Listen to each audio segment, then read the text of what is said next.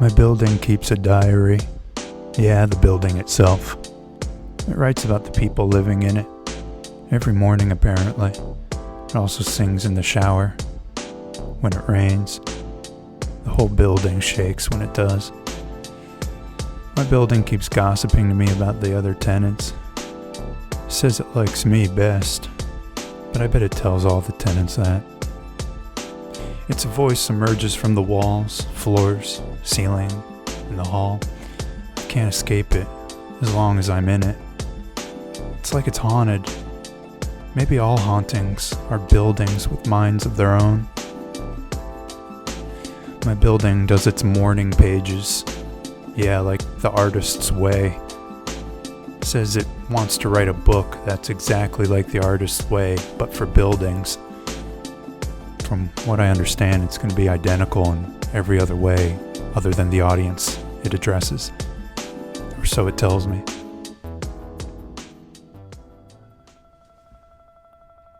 Oh wow, that's a great poem. No, I'm not just saying that, I tell my building. The people in apartment 4 are cheating on each other again? Oh wow. Hey, is there any way you could put a good word in for me with the landlord so I could lower my rent? No. Why not? No, I'm not saying you're not worth it. I tried to get my rent lowered one time and now it thinks I don't like it. It's gossiping about me to the other tenants now, I'm sure of it. It doesn't speak to me as often. I've tried to apologize, to explain that it's got nothing to do with its own worth or value. It's the landlord, the owners, their greed. It says it likes the owners and the landlord. They make it feel valuable, especially when they raise the rent every year. I say, but what about the fact that they never do maintenance on you? They never fix anything. It didn't like that I said that. You think I'm old? You think I need work done? No, I said. But it wouldn't listen. He gossips about me even more now. For sure.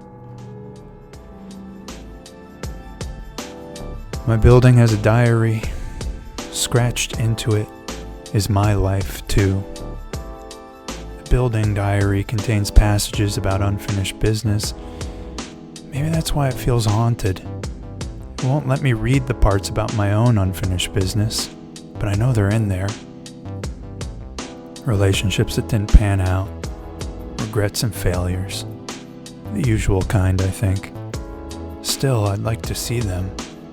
While I'm alive. While I can still do something about them. I spend a lot of time alone. My building says that makes it worry about me. I say I'm happy alone. It doesn't believe me. I say, I know you don't like to be alone, but I don't mind. It says I should journal more. I don't want to journal, I tell it. Why not? It asks. I just don't care to write that stuff down. I'm living it, I say. Isn't that enough? It says I'd process my feelings in a healthier way if I wrote them down. I tell it I think I am processing them in healthy ways. It says we'll just have to agree to disagree about that. It doesn't talk to me for a long time after that. My building has a diary. It starts small and then grows. Soon its pages fill the sky, block out the sun. Welcome to the new world of shadows, it writes in its diary. Addressed to whom, I'm not sure. Now memory is the same as presently lived experience, it says. Is that just more of its poetry, or is that literally true now, I wonder? My building calls its diary a memoir. It says no one has ever published the life of a building before. Not one about the people in it. One about the building itself. From the building's perspective. But it never writes about itself. It only ever writes about the people in it.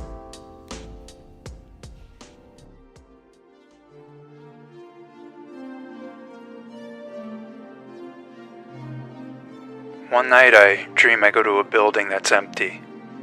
Within its concrete walls, I find a diary and pen. I feel I'm supposed to write something, not from my own point of view, but from the building's. I am to be the ghostwriter for the building, which makes me the ghost haunting it. I try my best to enter the mind of the building, but can't seem to figure it out. It shows me a room, which it says is its mind. It says only ghosts can access it.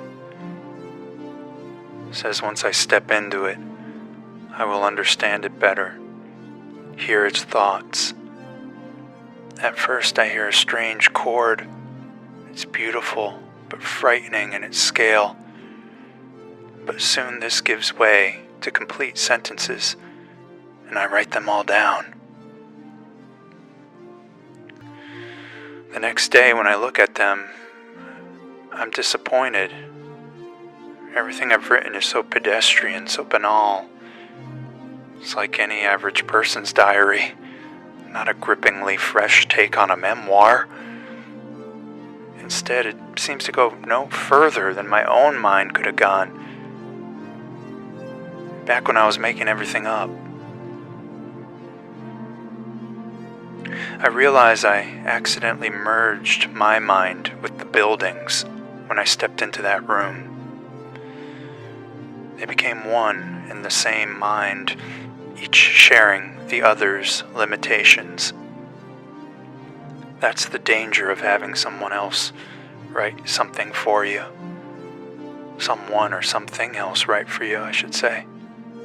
You begin to think like that something that's writing for you, and at the same time, that something is impersonating you. So you wind up with only the thoughts between those two movements, only the most boring and superficial insights, as safe as houses, you might say.